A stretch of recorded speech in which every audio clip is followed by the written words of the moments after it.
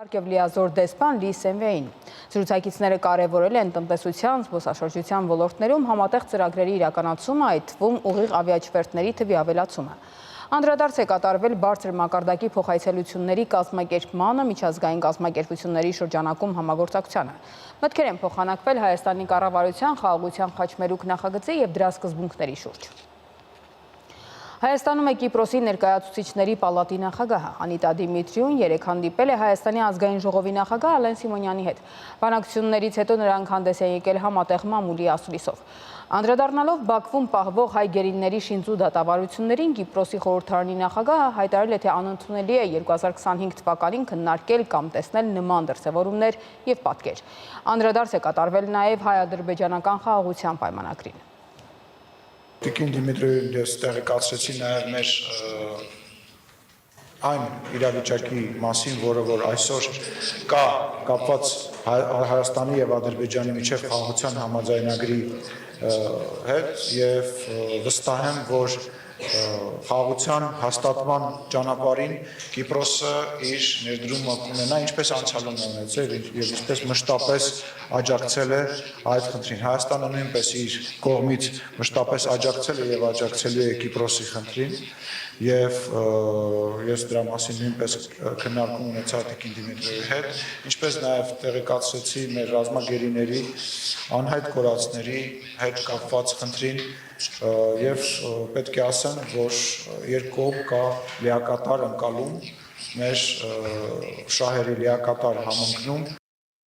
Եվրոպան և միջազգային կառույցները չպետք է առաջնորդվեն երկակի ստանդարտներով։ Մենք պետք է չմոռանանք, թե ինչ է տեղի ունեցել Հայաստանում։ Պետք է ունենանք հստակ արձագանք հիմնված արդարության վրա։ Մենք հուսով ենք, որ հնարավորինս շուտ խաղաղության պայմանագիր կկնքվի Հայաստանի և Ադրբեջանի միջև։ Ազգային ժողովի նախագահ Ալեն Սիմոնյանը մեզ տեղեկացրեց այդ ուղղությամբ արվող ջանքերի մասին։ Մենք մեր կողմից պատրաստ ենք աջակցել դիվանագիտական շրջանակներում իրականացվող բոլոր փորձերին։ Ի վերջո խաղաղության պայմանագիրը պետք է ոչ միայն ստորագրվի, այլև լիարժեք կյանքի կոչվի։ Դա կօգնի նաև Հայաստանի Հանրապետության անդամակցությանը Եվրամիությանը, ինչպես նաև մնացած երկրների հետ ավելի սերտ հարաբերությունների կառուցմանը։ Երբ կա խաղաղություն, յուրաքանչյուր երկիր ծաղկում է, զարգանում է։ Կիպրոս արդեն 50 տարի է կիսված է։ Մենք գիտենք ինչ է նշանակում ապրել երկարատև հակամարտության պայմաններում։ Այդ փորձառությունն էլ է պատճառը, որ Կիպրոսն աջակցում է հայ ժողովրդին խաղաղություն հաստատելու ջանքերում։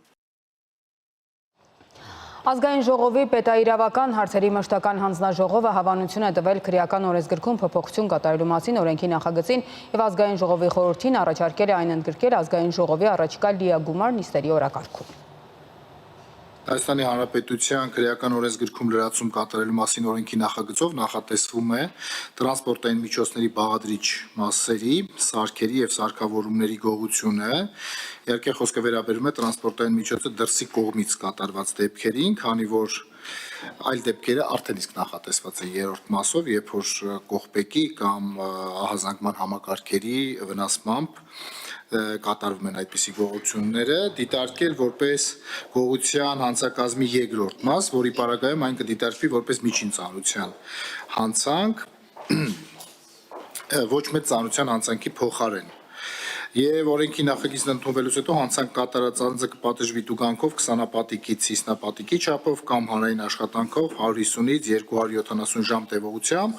կամ ազատության սահմանափակմամբ 1-ից 3 տարի ժամկետով կամ կարճաժամկետ ազատազրկմամբ 1-ից 2 ամիս ժամկետով կամ ազատազրկմամբ 2-ից 5 տարի ժամկետով։ Միաժամանակ օրենքի նախագծի ընդունումից հետո դատական պրակտիկայում առավել մեծ հնարավորություններ կստեղծվեն նշված հանցատեսակի քննության ընթացքում նոր հանցագործություններ կատարելը կանխելու նպատակով կալանավորումը որպես խափանման միջոց կիրառելու համար։ Ընդհանուր պարոն Վարդանյան, այս նաև վիճակագրություն ենք վերհանել այս իմաստով, ես կուզենայի դրանք վկայակոչել։ Վերջին 5 տարիների մասնավորապես նշեմ, որ գողությունները ընդհանուր հանցագործությունների հանցակազմում կազմել են 36, 37 և սենց դեպի 24 թիվ գալով դրանք նվազել են մինչև 15-9%։ Այդուհանդերձ տրանսպորտային միջոցներից կատարված գողությունների մասնաբաժինը ըստ էության չի փոփոխվել, Այսինքն մենք գողության այլ դեպքերով արձանագրում ենք, որ ունենք նվազում բնակարանային կամ մյուս դեպքերով, իսկ կոնկրետ առաջի մասի կոնկրետ տրանսպորտային միջոցից կատարված գողությունների թիվը գրեթե մնում է անփոփոխ։ Այսպիսով տարածվածությունը ինքնին դիտարկվում է որպես ծանրացնող հանգամանք եւ մեր դիտարկմամբ տրանսպորտային միջոցներից կատարված գողությունները այլևս չեն տեղավորվում տվյալ հանցակազմի ուրեմն առաջի մասում։ Նշեմ, որ մենք նաեւ հանել ենք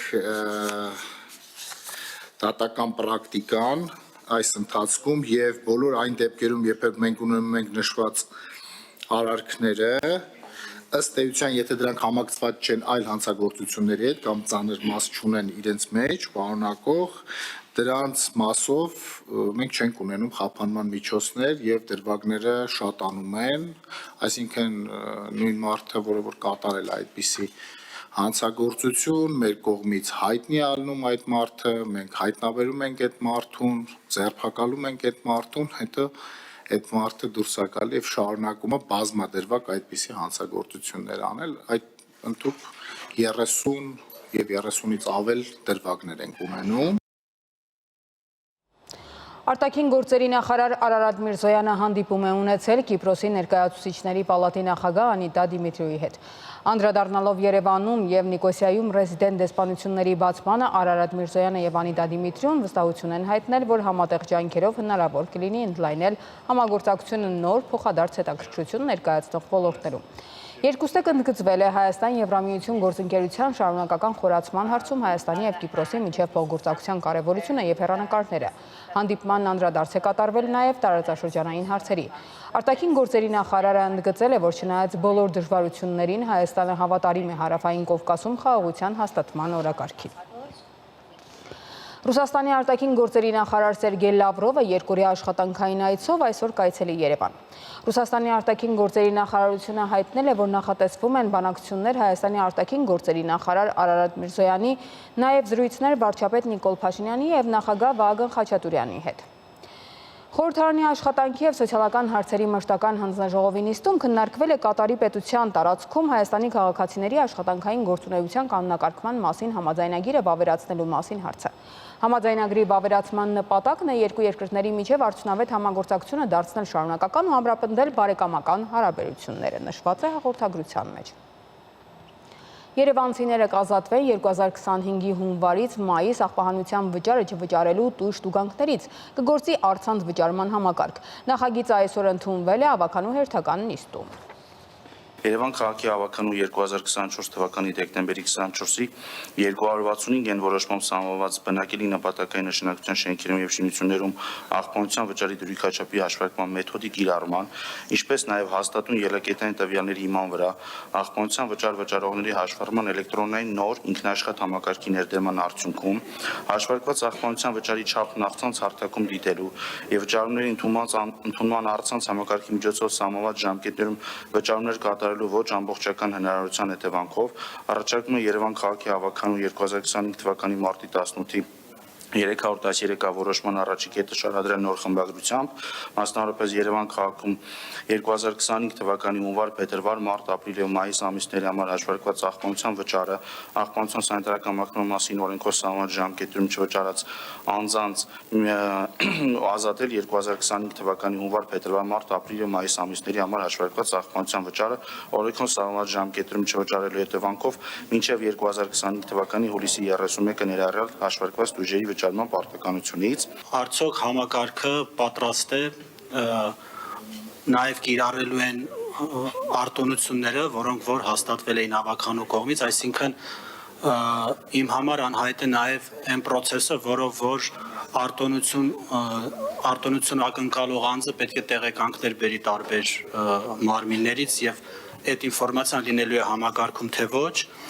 Երկրորդ հարցը, պարոն Ավինյան, ձեզ է վերաբերվում, աղբահանության այս նախագիծը ըստ էության ցույց է տալիս, որ ընդհանրապես քաղաքային իշխանությունը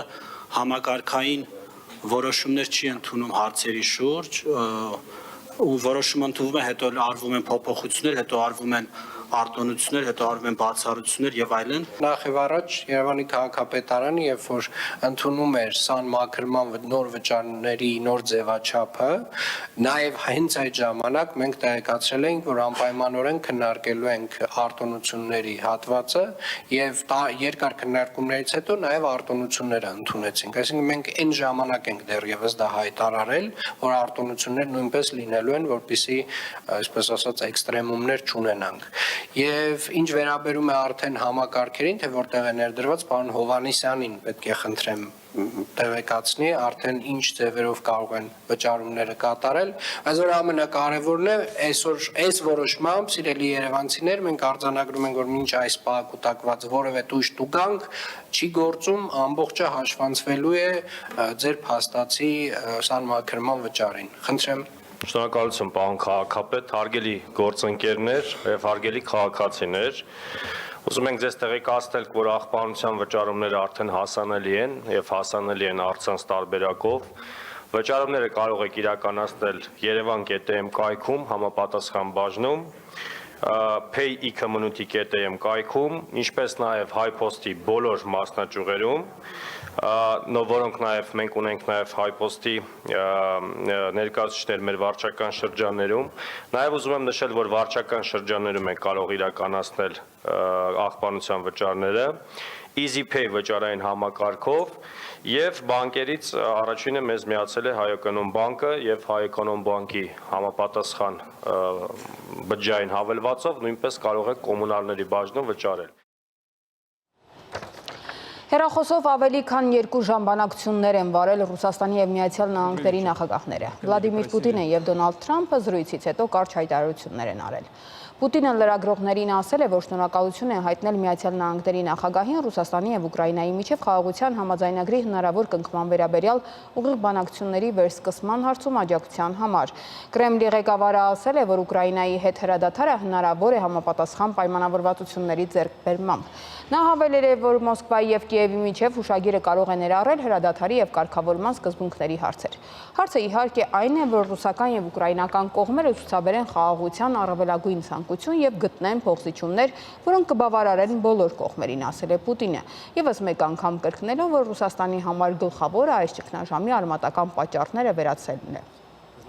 Իր հերթին Դոնալդ Թրամփը Պուտինի հետ իր զրույցի տոնն ու ոգին անվանել է գերազանց։ Նրա խոսքով Մոսկվան եւ Կիևը անմիջապես կսկսեն բանակցություններ հրադադարի վերաբերյալ։ Սպիտակ տան ղեկավարը շեշտել է, որ բանակցությունները կսկսվեն անմիջապես, ինչի մասին նա արդեն տեղեկացրել է Ուկրաինայի նախագահ Վլադիմիր Զելենսկիին, ինչպես նաեւ եվրոպական գործընկերներին։ Գազայի հատվածում իսրայելական ավիահարվածների եւ գնդակոծությունների հետևանքով առնվազն 50 մարդ է զոհվել։ Իսրայելական բանակը իր ամենահզոր հարվածը հասցրել է Գազա քաղաքին եւ կենտրոնական հատվածին։ Ընդհանուր առմամբ վերջին 24 ժամվա ընթացքում զոհերի թիվը գերազանցել է 120-ը։ Իսրայելական բանակը վերսկսել է Գազայի հատվածում ռազմական գործողությունները մարտի 18-ին, դրանով իսկ խախտելով այս տարվա հունվարին հաստատված հրադադարը։ Այսօր տեղական ժամանակով ժամը 10:11-ին Հայաստան-Վրաստան սահմանային գոտում Բավրագյուղից 8 կիլոմետր հարավ-արևելք հատվածում արձանագրվել է երկրաշարժ օջախի 10 կիլոմետր խորությամբ, 2.9 մագնիտուդով։ Էպիկենտրոնային գոտում ստորգետնյա ցնցման ուժգնությունը կազմել է 4 բալ։ Երկրաշարժը զգացվել է Շիրակի մարզի Բավրա, Սարագյուղ եւ Աշոտ գյուղերում 2-ից 3 բալ ուժգնությամբ։ Այժմին այսքանը, կհանդիպենք ժամը 18-ին։